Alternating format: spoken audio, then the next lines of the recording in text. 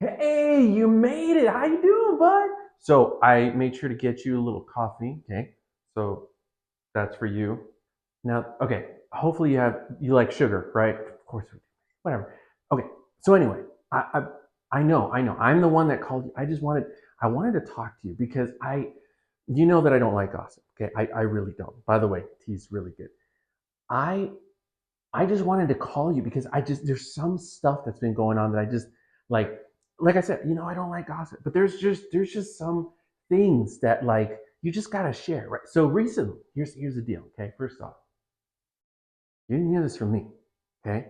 But here's what's going on is that I got a buddy, right? I got this friend named Matthew. You remember Matthew? You know what? You probably knew him different. His name is Levi. Yeah, he went by Levi. It's a whole thing. But anyway, so Matthew, if you're his friend, you would know. So he's writing this manuscript, right? Now, listen, this manuscript. He surprises me, and again, I don't like gossip. And first off, you didn't hear this from me. You didn't hear any of this from me. Okay, but the important thing. So Matthew comes up to me, right, and he says, "Hey, can we talk? Can we meet up?" So he brings in this book, this manuscript, if you will. And in this manuscript, he writes down like he's trying to write a story. So I'm sitting there, you know me. I'm just like, all right, cool. I don't know what exactly you need from me, but obviously you want to talk about this book that you're writing. So I start asking him questions. I'm just like, all right, so what's the book about? What's the give me the lowdown, give me the, as the young people say, give me the tea. So he starts telling me about he's trying to write about this one guy. We'll get to that. It's a guy, right? So he's trying to write, and he's kind of looking into like the background of this guy. And so I'm asking him like, well, what do you mean background? Like, are you looking at like dirt on him? Are you like writing down a biography? Like, what is this about? And he goes, it's kind of like a biography, right? So here's Matthew. He's make sure no one can hear. Um, here's Matthew, right? So Matthew's writing this biography. So as he's writing this biography, by the way, have you tried it? It's good. It's really good. You should. Oh, okay. So I'm just saying, I love to drink tea when I'm having a little bit of conversation, if you know what I mean. So here's Matthew. Okay, so Matthew's talking about this thing that he's writing, and he writes down and he says, "Listen, I know that you know some people," and I'm like, "But okay, like maybe I know a few people here and there. I am sometimes known as a historian, so I'm like, it's good, it's good. Your tea's good.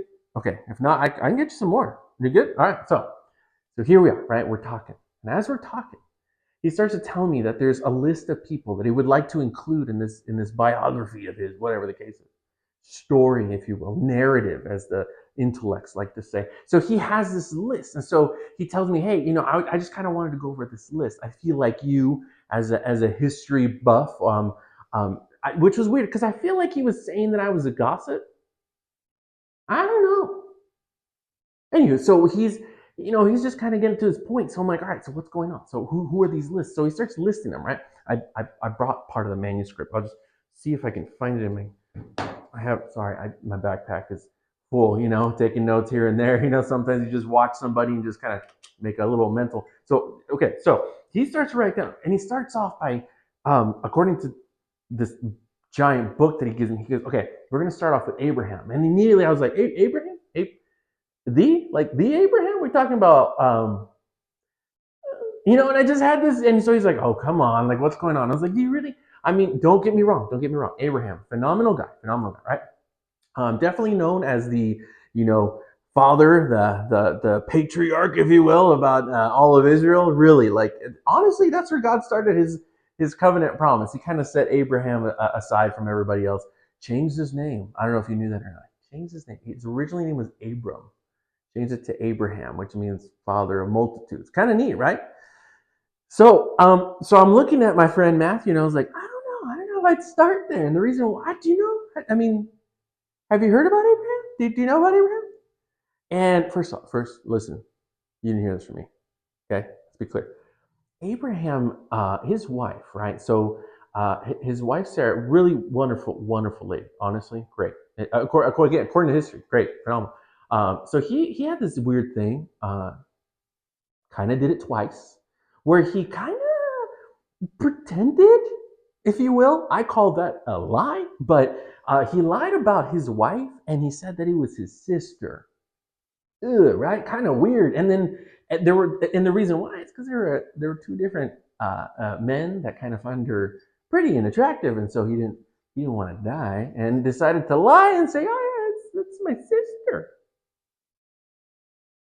So, um, I mean, do you want to add him to the list? So I was like, I don't know if I'd start there. That's a rough start to a story. So okay. So he's like, no, it's good, it's good. I like Abraham. I feel like it all starts there. And I'm like, well, I guess. So then he goes, all right. So I'm like, who else you got on the list? And he's like, and then there's they're from Abraham. He went to Isaac, and I was like, all right, now we're good. We're doing good because Isaac, honestly, great kid, nothing negative. Just a real good overall kind of person. And I said, okay. And then from there, and he goes, and then I'll go from Abraham to Isaac to Jacob. And I'm like, oh, yeah, no, Jacob. Yeah. The heel grabber, that's his name. It means, um, his name means heel grabber, but what they really meant was that he was oh man, how could I say this? And I mean, God bless his heart, right? Weasel? Yeah, I'd go with Weasel. So so I'm looking at my friend Matthew, and I'm like, listen, I don't know if you've heard, I don't know if anyone's ever told you. Again, you did not hear this from me. The thing about Jacob is that he tried to steal his brother's birthright from his dad.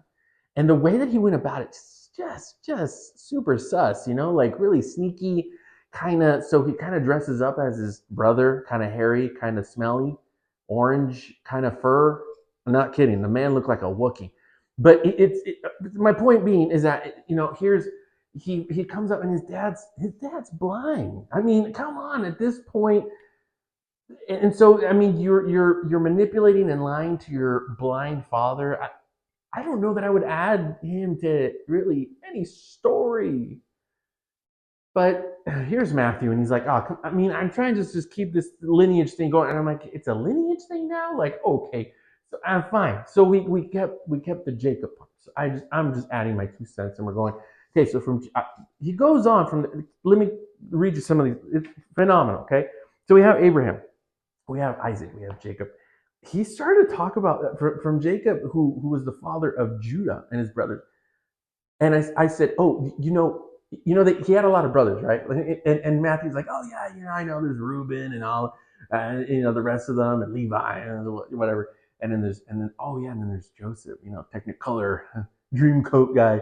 I was like, yeah. So why don't you add one of those guys? I mean, I personally would pick Joseph. And he's like, oh no, but let's go with Judah. And I was like, that's not. You don't have to. You literally have 12 options and you pick the one. Do you want to know what? So I was like, listen, I looked at Matthew and I'm like, have you heard about Judah? Has anyone talked to you about it? So, first off, you didn't hear this from me. So he starts talking to me about Judah, and I'm like, listen, here's the down low. I know I'm spilling my coffee everywhere. Or tea. What did I have? Doesn't matter. Here's the deal. Judah.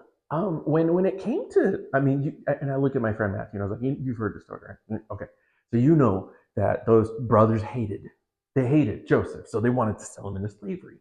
Well, actually, the first idea was let's kill him, and that was kind of everybody's consensus, and it was really bad. Reuben, by the way, Reuben was the one that stepped in and goes, "How about we don't?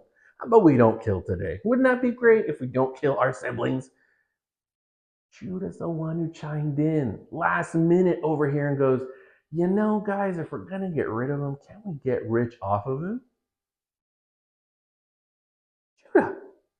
Judah, you saw the words that I could use, but we're watching a sermon on a Sunday morning. Judah is the one who initiated the conversation to sell Joseph into slavery. You want to add that guy to the list? I said, Matthew, come on, man. You got options. And he goes, I just want Judah. Hallelujah to that. So he went anyway. So here's the manuscript that he gave me. All right. So he goes from Judah. Judah fathered Perez and Zerah, I guess the kid's name is, by Tamar. All right. At that point, I said, I need you to stop. I really need you to stop. And so then I got Matthew over here, and he's like, what? It's like, man, I'm asking you for historical facts. I'm asking you for a little bit of background. I'm like, little bit of background? What, have you not done your homework? Like, I need to drink. You mentioned Tamar. Okay, so here I was like, yeah, do you know anything about Tamar? First off, you didn't hear this from me. I had to look at my friend Matthew. I had to tell him, Tamar, do you know what she was? She was a Gentile woman. First off, let's be clear. If you're going to write a narrative, you don't add the ladies. And if you are going to add the ladies, can you at least pick nice ladies that don't have reputations? These ladies, and so okay, so here's the deal. Okay, just so we can be clear. Tamar, right? So Tamar, I'm looking over at Matthew. Listen, do you remember Tamar? Have you heard about Tamar? Said Tamar had a couple kids, which are mentioned that you just said, right? You said that those are. You know, she was married. She had those kids out of wedlock. Come on, like, and she pretended to be something that she wasn't, and that, you know, kind of lady of the night kind of. I looked over at my friend Matthew, and I was like, come on, you don't add women to this line, and let alone are you going to talk about her? Not Tamar. Not only for the fact that she's also a Canaanite woman. I know, guys, I didn't want to go there, but I have to. She was a Canaanite woman. Those are the worst enemies of Israel at the time. I can't believe that that's what he's. You know what? Matthew decides it's fine. It's fine. It's fine. It's fine. He continues on with his list. He keeps reading. I'm going to send you this manuscript. I mean, that's how bad it is. We keep going through these. Okay, so from Tamar, here we go. We have Perez, who fathered Hezron, Hezron, who fathered Aram, Aram, who fathered Abimedad, Abimedad, who fathered Nahshon, Nahshon, who fathered Salmon. What a name, right? Like, you can pick. Okay, so Salmon over here, who fathered Boaz. Now that's where I got like, okay, you know what? We're redeemed. We're doing good. Boaz, phenomenal man. And he goes, also, I'm going to mention where we're going to talk about Boaz's mom.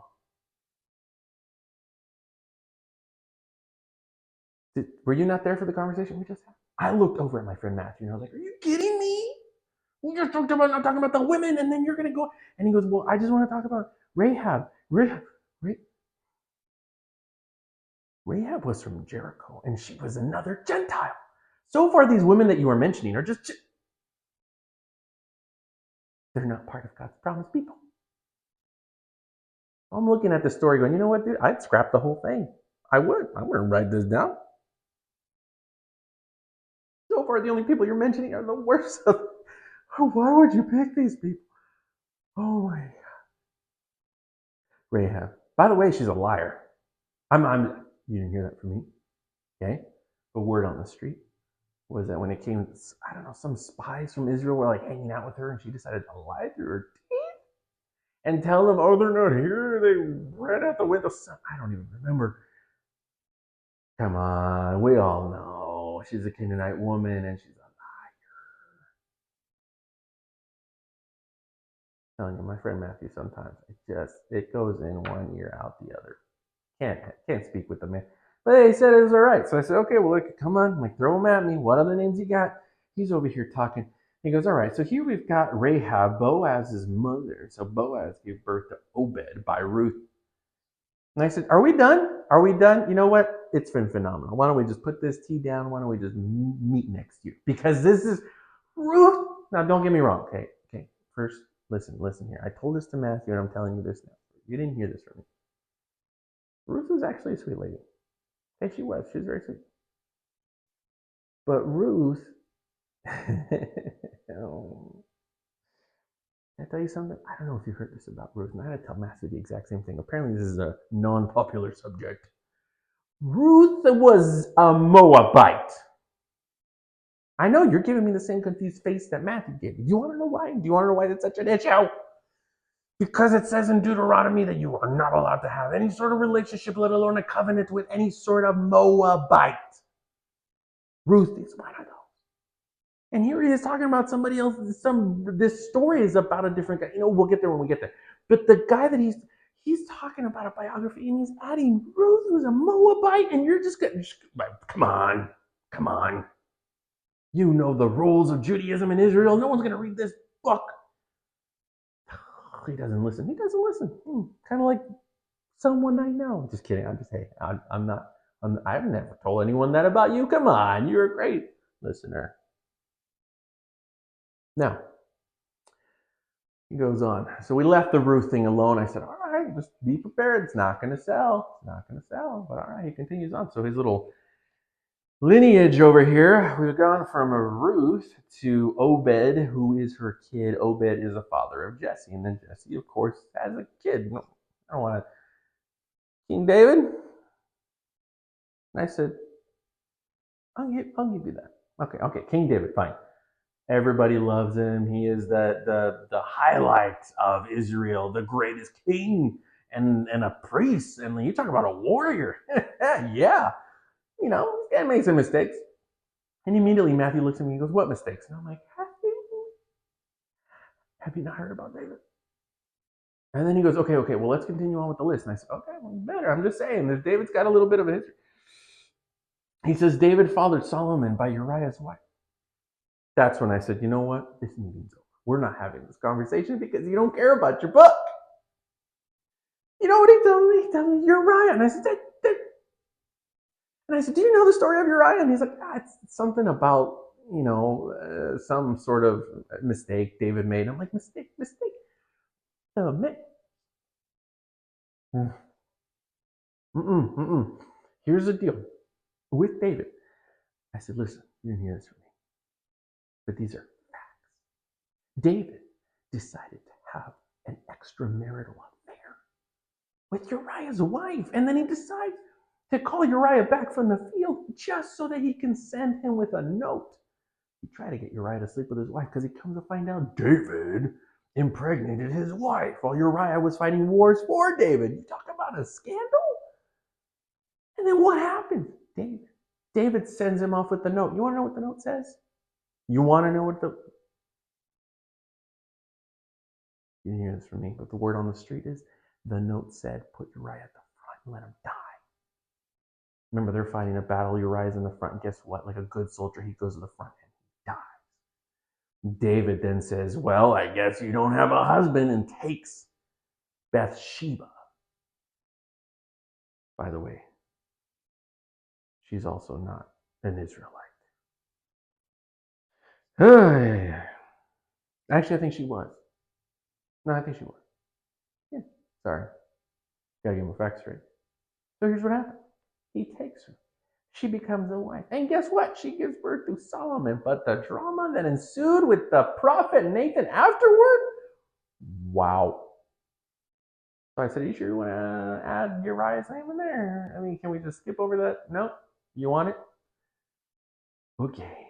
So besides this being, I'm just saying, besides this being a failure of a narrative, let's just keep going. So then he goes on.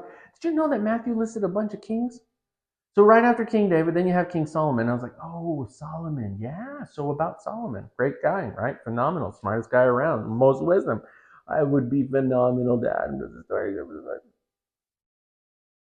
Matthew looks at me and says, what did you say? And I was like, do you know about Solomon?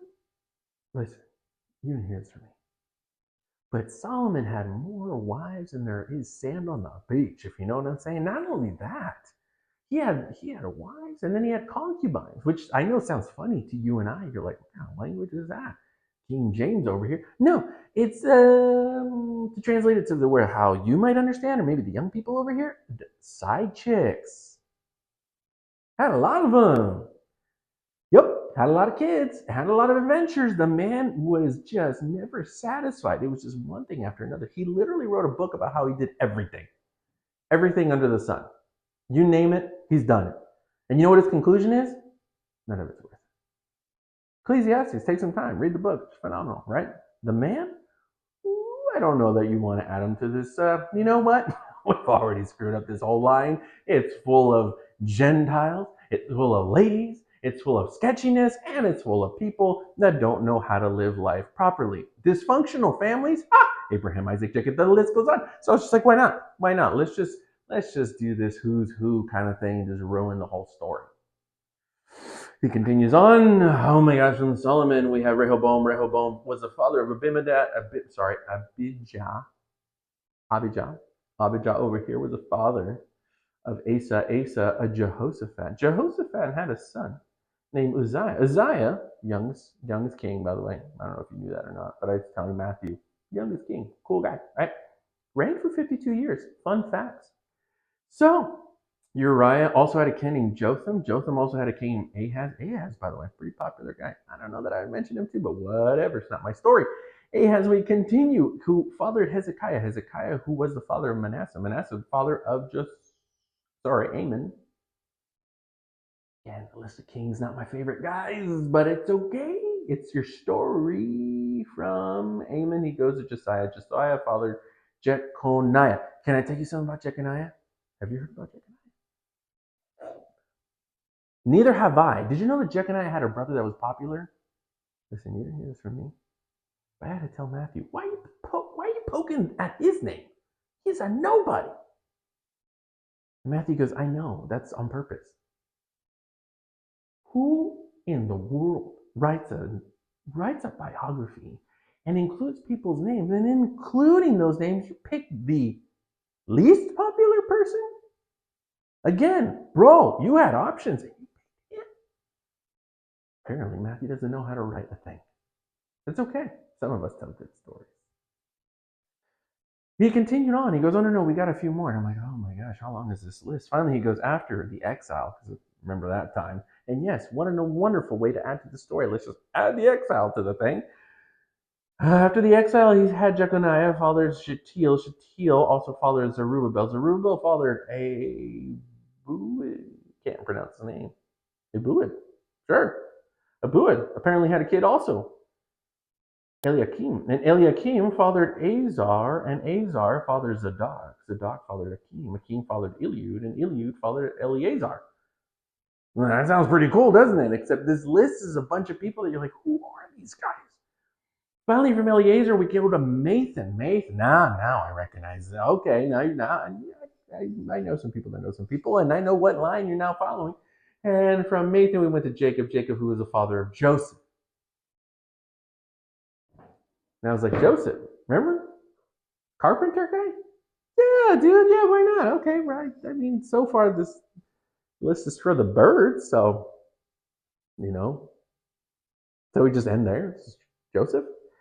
And Matthew has the audacity to tell me, no, there's one more. Joseph was the husband or betrothed of Mary. I'm like, Mary? Like Mary? Like Mary full of grace, Mary?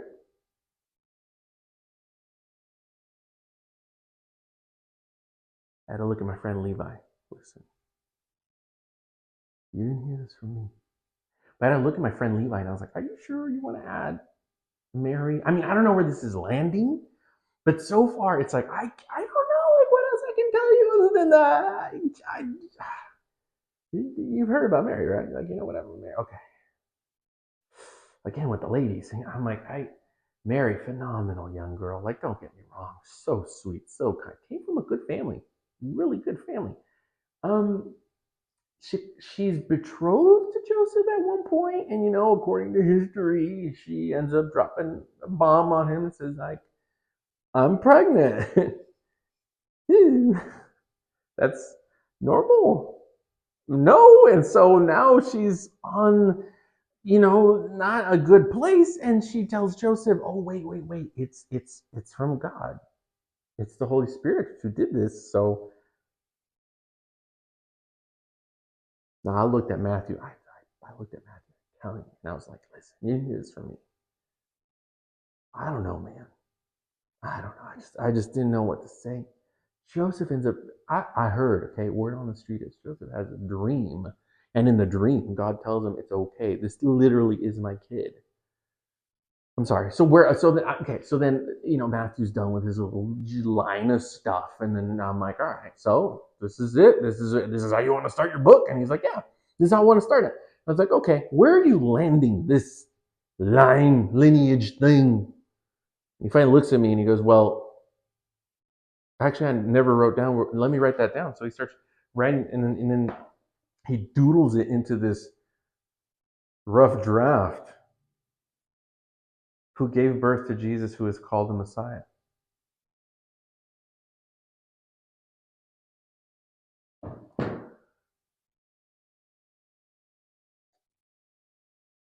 I said, listen,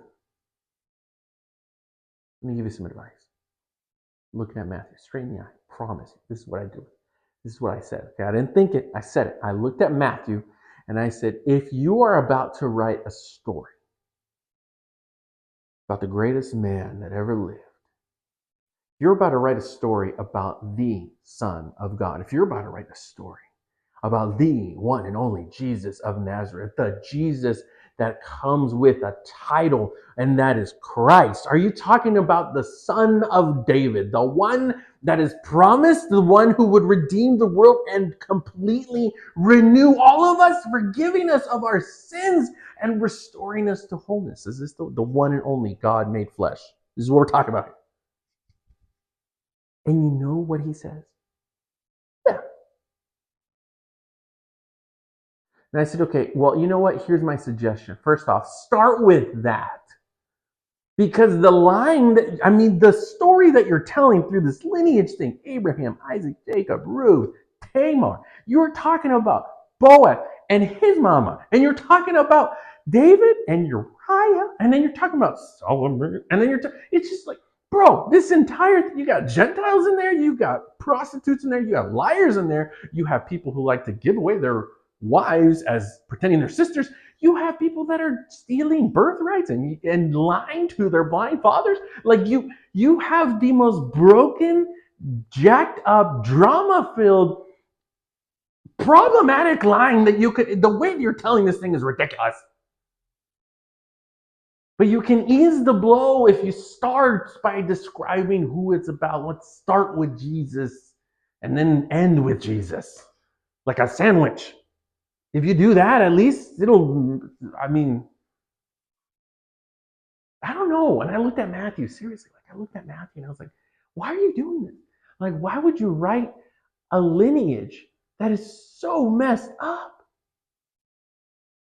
And Matthew wouldn't look up from his paper. He's writing. You know Matthew. Matthew's the head in the book all the time. Like, he's writing for eternity. And I was like, are you writing down everything I'm saying? Like, what is your deal? And he looks up at me and he goes, I like it. I love it. And I'm like, what did I say? That was so profound that you can't talk to me. The man took another 90 seconds. All of a sudden, he puts the pen down. He looks at me. He goes, that's it. That's why I'm writing everybody that I'm writing.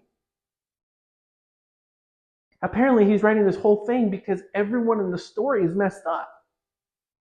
That's the point. I'm like, if that's the point. And he stops me right there before I said another word. And he goes, listen. He looks at me straight in the eye and he goes, you heard this from me. I'm going to start and I'm going to end with Jesus because Jesus is the one that redeems the line. The reason why Gentiles and liars and prostitutes and people who don't know how to function correctly in families are mentioned is because they are all part of the list of human beings that Jesus is trying to renew and restore. You're right. Well, Matthew says to me, you're right. It's like a sandwich. If we start with Jesus and end with Jesus, our story makes sense.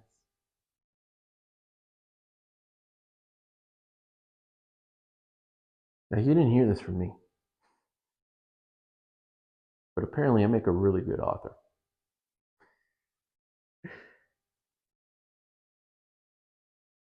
You really want to know why I called you today? Invited you to some tea? Not only to spill the tea, and to share with you the chisme of Christmas.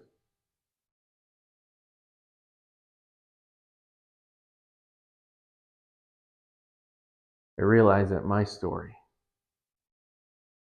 would make a whole lot more sense of my life if I started and end with Jesus. Everything in between